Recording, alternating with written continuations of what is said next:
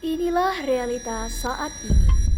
Sejak tahun 2020 hingga tahun ini, angka kejadian COVID-19 masih belum teratasi secara tuntas. Sehingga, untuk memutus rantai penularan COVID-19, segala bentuk kegiatan masih harus dilakukan di rumah saja atau dikenal dengan istilah work from home.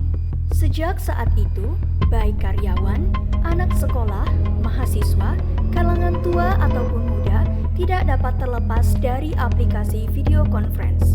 Berbagai bentuk platform aplikasi video conference seperti Google Meet, Skype, WhatsApp, FaceTime hingga platform yang paling sering digunakan yaitu Zoom Cloud Meeting dijadikan opsi untuk menunjang kegiatan tatap muka yang berlangsung hampir setiap hari.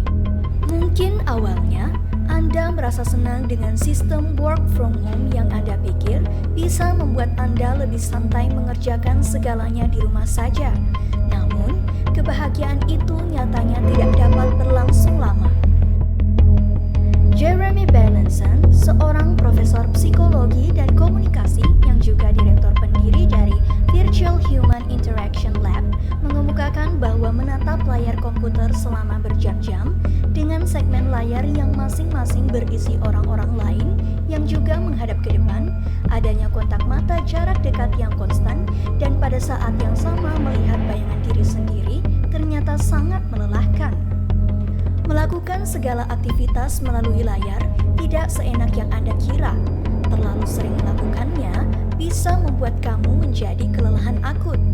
Fenomena kelelahan akut akibat video conference ini disebut dengan istilah Zoom fatigue.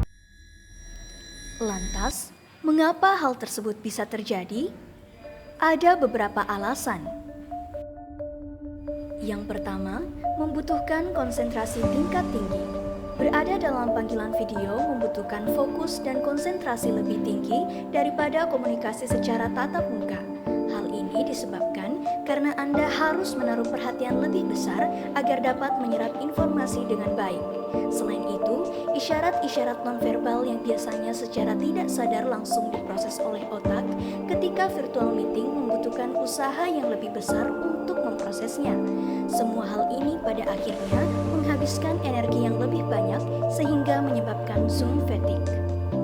Alasan yang kedua adalah ekspektasi untuk berpenampilan baik. Saat secara fisik berada di depan kamera, ada perasaan seperti sedang diawasi, sehingga Anda merasa harus menjaga penampilan dengan baik.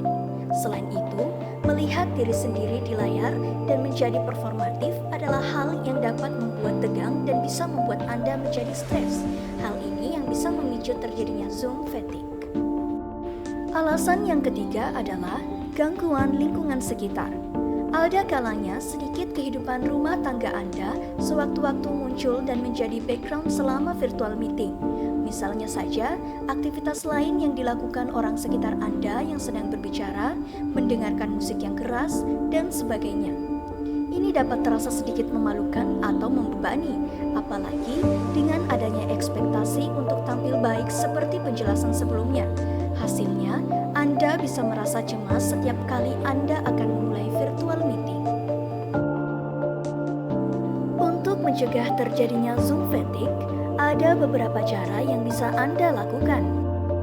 Yang pertama, melakukan virtual meeting di tempat yang nyaman.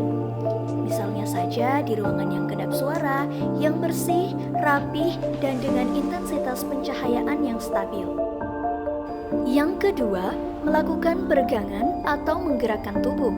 Walaupun Anda tidak bisa meninggalkan video conference saat berlangsung, setidaknya Anda bisa mengangkat laptop Anda untuk berdiri atau berjalan-jalan sebentar guna untuk meregangkan badan. Yang ketiga, memanfaatkan fitur suara pada aplikasi video conference yang Anda gunakan. Selama proses virtual meeting berlangsung, Anda bisa mematikan tampilan video kurang lebih selama 5 menit jika memungkinkan dan sedikit beristirahat dengan tetap mendengarkan. Yang keempat, sesuaikan tampilan pada layar virtual meeting. Anda bisa mengubah tampilan layar virtual meeting yang awalnya terdiri atas banyak device menjadi lebih sedikit, sehingga fokus Anda tidak terganggu dengan banyaknya tampilan device yang muncul di layar Anda. Berikan agenda waktu yang jelas. Virtual meeting sebaiknya perlu untuk diagendakan sesuai dengan jadwal. Hal ini dapat meminimalisir kejadian stres akibat jadwal virtual meeting yang menumpuk dan berantakan, sehingga mencegah terjadinya Zoom fatigue. Itulah sekilas info tentang Zoom fatigue. Untuk teman-teman di rumah, tetap semangat beraktivitas dan jaga kesehatan.